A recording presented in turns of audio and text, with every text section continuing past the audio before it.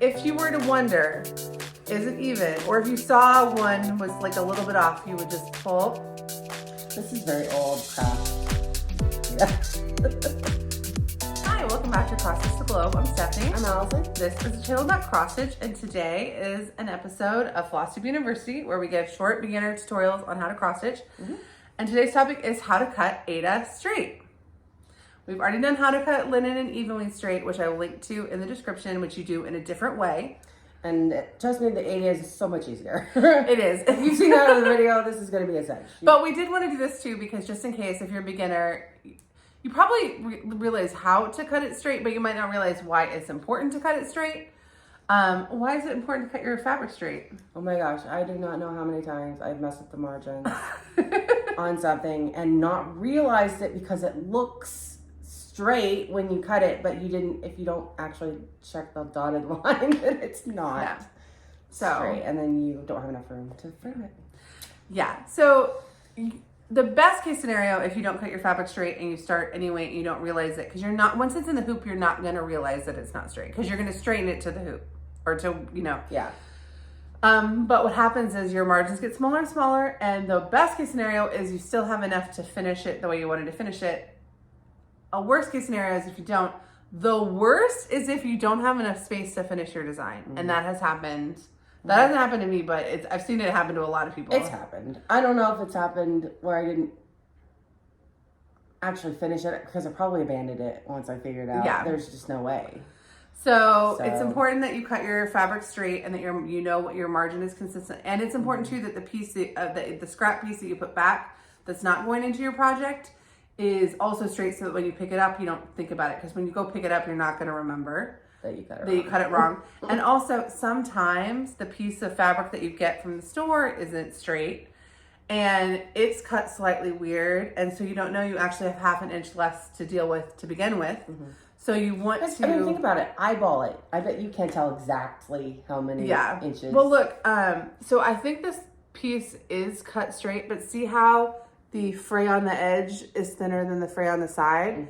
And this, you just want to know, like, and the best way to tell if something is straight is to see, can you pull a whole thing from it if it's unserged. If it's serged, then it's straight here, yeah.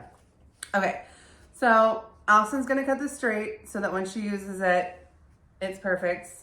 And we're not going to do an overhead thing. I'm just going to hold it. Well, what do you want to do? Just hold it while I cut it on my own. Okay. I'm just going to be the tripod. Okay.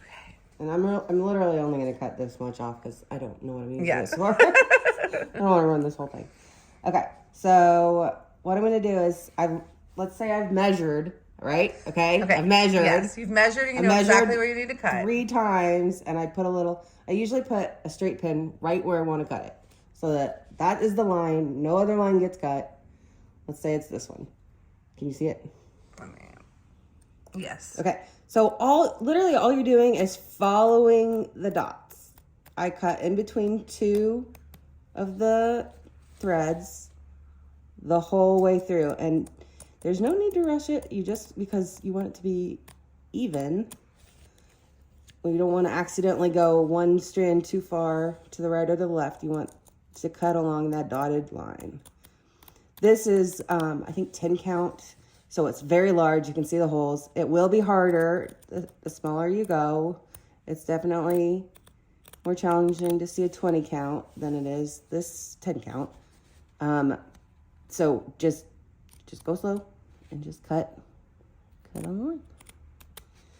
And it should be good. But more important than anything would have been that I measured that 3 times, and I knew exactly where I wanted to cut it. All right, back to regular view. It's completely even. If you were to wonder, is it even? Or if you saw one was like a little bit off, you would just pull. This is very old craft. Yeah. All right. You just pull until you know, okay, it goes all the way across. And then you know it's straight. Now, Allison, what were you cutting with? Oh, okay. So these are fabric scissors. They're just your craft store. Friskers. Yeah.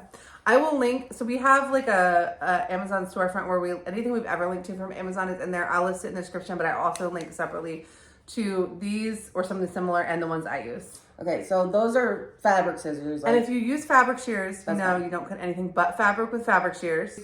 You can use them, but you don't have to use them. Because Aida... I just use, it's Aida, and I just use my actual snippers that I use. Yeah, a lot of times, sometimes you'll just be like, okay. I'm just doing it. I don't know if technically you're supposed to use your floss scissors for fabric, but I think I've done it. You've done it. It happens, yeah. It will not explode. We don't get the really fancy cojones or any of those, and we don't stitch where you need to keep your floss scissors that sharp. But if you need to keep your floss scissors that sharp, you probably aren't watching how to. Yeah. But if you're doing back starts, you're not doing front starts and stops, then you can. It's okay. But if you have fabric scissors, that's better, obviously.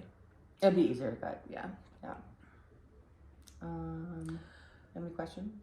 Oh, did we mention the rotary? No. Okay. So if you're like a sewist or a quilter and you have a rotary fabric cutter, you can do that too. The problem is if you do that and you're not actually cutting on the lines, it would be very easy to be slightly ajar to the actual grain of the fabric, in which case make sure you're pulling or visually like really looking so that it's, it'd be very easy, like especially on like 20 count Aida or something, to be 1 or 2 stitches off in both directions, and that, or even more. And it may not be a problem, but it might be a problem. So I have a rotary cutter that I don't use for this, but if I were going to use it for cutting cross stitch fabric, I would make sure I pulled that in thread and made sure it was the same all the way across. But if you have that, you don't need to go out and buy something else. You just need to be careful. Make sure that your ruler is lined up to the grain of your fabric. In fact, what I would do is I would probably pin it all the way down on the line right next to the one you're going to cut. Oh, that's smart. And so you're never going to hit. Which would be so much harder than just looking. Yeah, with your it would be eyes. harder to do. But if that's the way you're going to do it, that's how I would do it. Yeah, so that's all the questions I have. Okay. This video should be one of our shorter ones. Again, this is not the hardest topic. It's more just that if you never thought about it before, think about it. Think about it. Not hard, very important. Make sure your margins aren't, because a 1/2 of an inch wrong wouldn't be hard to cut on accident. Yeah. And can really mess you up. Right. The way that you do it for linen and even weave, well, you can do it like this for linen and even weave, but it's hard.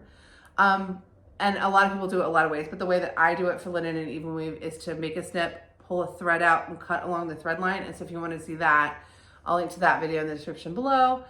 And our next tutorial, we haven't figured out what it's going to be yet. So if you're not subscribed to the channel, subscribe, because our next big floss, I don't think I ever talked about what our channel is at the beginning of this video, but that's okay. We have 3 kinds of videos on our channel. This was a beginner tutorial. We also have Flosstube episodes where we go over personal stitching. That will come out on Monday if you're seeing this when it went live. And then in between we do Flosstube extras. We just released our 2025 plans video, and we're going to be releasing our 2024 end of year whip parade. So subscribe, and if you're seeing this in the future, something else crazy will be going on. So subscribe. All right, we will see you guys in the next video. Thanks. Right. Oh wait, if you made it to this point in the video, we didn't do that on the last one either. leave scissors. No, we did. Oh, we did. Yeah. Leave a pair of scissors emoji, and that'll be our secret language that you made it to the end. And now we're really done. All right, Okay, bye.